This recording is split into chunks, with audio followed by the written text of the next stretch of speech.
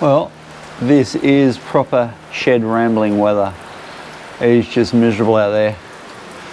Thank God I got away for a couple of days last week down around the Wingham area, but anyway, back in the shed. A few things I want to talk about, a few things to catch up on, and probably the main one is the upcoming ADV Fest up at Dorrigo. So yeah, I booked myself in for that, and a few of my mates are going as well, which is good. They're going to ride up with me.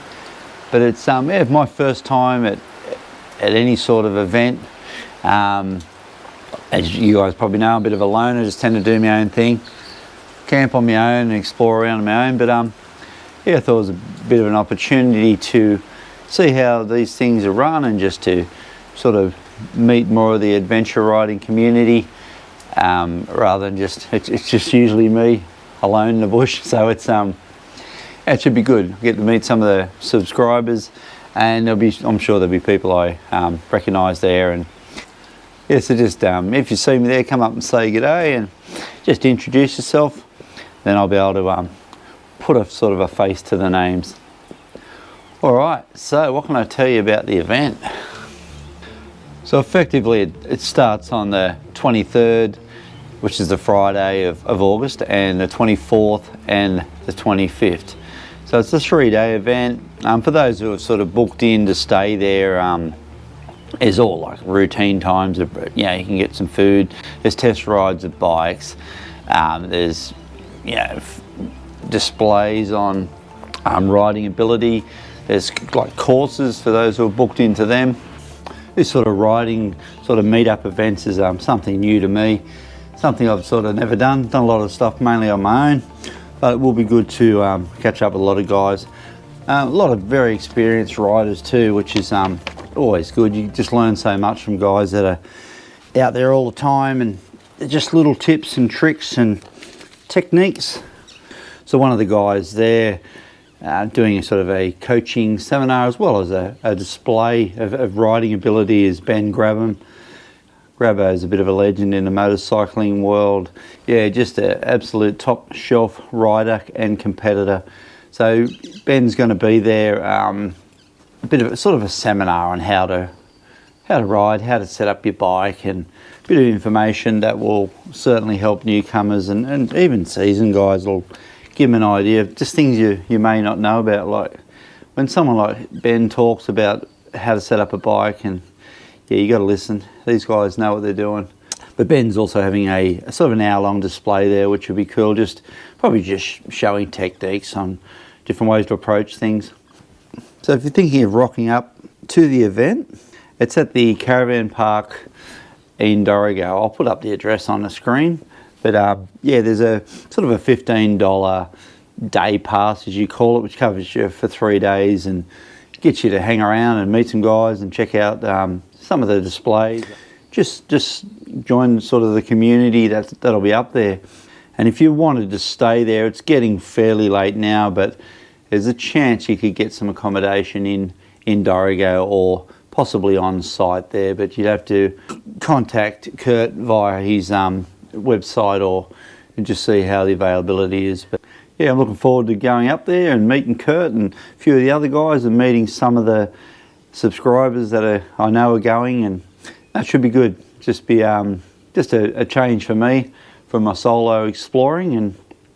But I will be doing a ride when I'm up there, and a ride to get there will be filmed, and a ride up there and around, probably out to a few lookouts at Dorrigo. But yeah, I'll hang out with the guys at the event for a bit, so that'll be cool. So another thing I want to have a bit of a talk about is just these action cameras. I've been using GoPros for quite a few years, and for quite a few years they've been driving me insane. It's just, I don't know whether it's just me, I'm cursed, but the GoPros just glitch out all the time, or they overheat, they just shut down, they won't turn on. So basically I'm going to keep the GoPros as sort of backup cameras, and now I'm going to go buy one of these DJI Osmo 3s. There's a 4 out, but I'll get the 3. It's a little bit cheaper and does nearly everything the 4 does. I've got a DJI wireless microphone system, so apparently that'll plug in pretty easy. So if any of you guys have used them or can tell me a bit about them, like I've watched reviews, but it's always good to hear what people say. One fella's messaged me and said that the battery life's incredible, like 2 hours. So I've got to, I'm going to get 2 batteries, and just the one camera, 2 batteries to start, and we'll see how we go from there. So I've got a few upcoming ride plans happening. I've always got something on the back burner, but so the first one will be the ADV Fest up at Dorrigo on the 23rd and 25th. So a ride up to Dorrigo, a ride around Dorrigo on a Saturday.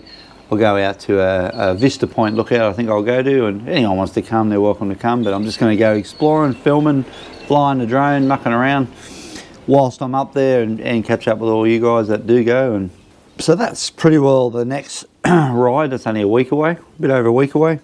I've sort of booked myself in for Tingha, Adventure Moto Dirty Weekend at Tingha. So that's on the 7th and 8th of September. So I've booked in for that.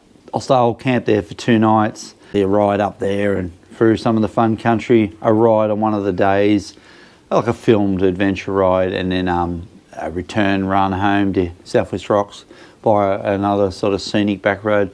Yeah, that should be a pretty big event, and yeah, looking forward to that one also. And with spring just around the corner, back into the camping. I bloody love camping. I went the other day. It was a bit cool. I think it was around 9 degrees, but yeah, it's a whole lot better than 0. But with spring just around the corner, so there's definitely some more camping rides further afield. Hoping to meet up with Curtis again, another guy on a bike. So just, yeah, some more camping rides, just solo and with some like-minded mates. So 2 3-night ones, hopefully. We'll see how we go with that. It's all about time, eh? You just got to find the time for this stuff. And I'm sort of slowly making more time, which is good. Yeah, the other thing I was going to talk about is some artwork I recently got. I'm not the person to buy artwork. I tend to spend money on either fishing gear or motorbikes. Yeah, I come across a fella named James Hugh, and his artwork is absolutely amazing, just stunning stuff. So I went to his website and just was blown away. I don't know, some of the best acrylic artwork I've ever seen. Just amazing, amazing skill and natural ability. So I reached out to James, up getting a few pictures off him. A few prints on a sort of a canvas type paper. Put one under the glass, I had a frame at home, and I ended up getting another frame for the Azura Kingfisher painting. So the other thing I ended up getting, and you probably noticed in the last couple of videos, is a new drone. The other drone, a little DJI Mini. Ended up buying a Mavic Mini Pro 3, which is not the top of the range obviously, but it's one of the follow me drones that has the ability to follow you, and I'm pretty bloody impressed with its abilities.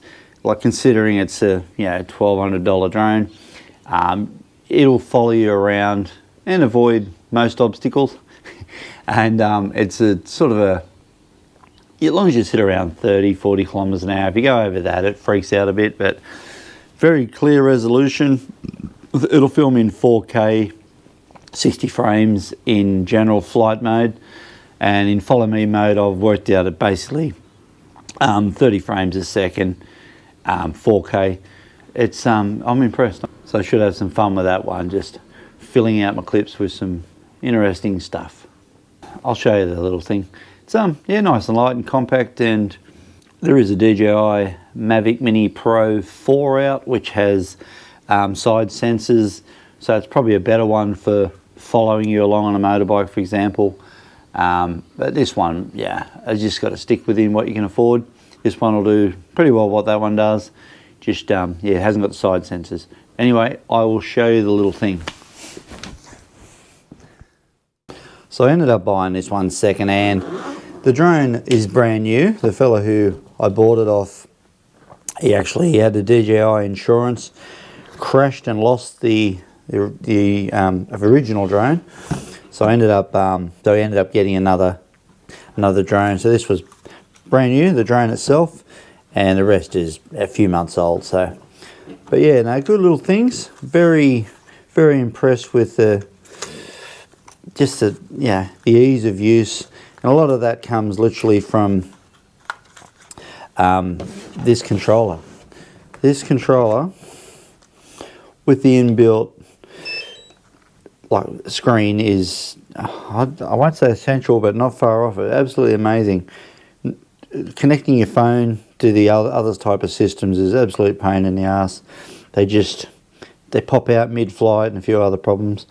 But yeah, this actual system of the monitor in the controlling unit is brilliant. Anyway, no, good thing. Very impressed with that. Very easy to carry, just one bag. One bag, it's got everything. And I've got a spare battery for it, which came with it, which is good. So, but, you know, you get about 40 minutes of battery or something. 45, I think. One of them's a long life battery or longer lasting battery. And so yeah, between the two, there's very good flight time. Plus, I haven't used them yet, but I've got various sort of filters for the front of the lens. They're more sort of UV filters of different tints. It's a good thing. Oh, and the battery life in this controller itself has blown me away. It just lasts so long. So no, good little fun thing. Has, as we touched on, so it has front sensors on this one, the 3, whereas the 4 has side sensors, but effectively will do the same thing. Get the 4 if you've got the money, but if you haven't, you just want one to follow you that's nice and clear, yeah, get the 3. You'll save about $400. Alright, might tidy up the bike a bit, get it ready for the ride up there, and I will catch you on the next one. Cheers guys.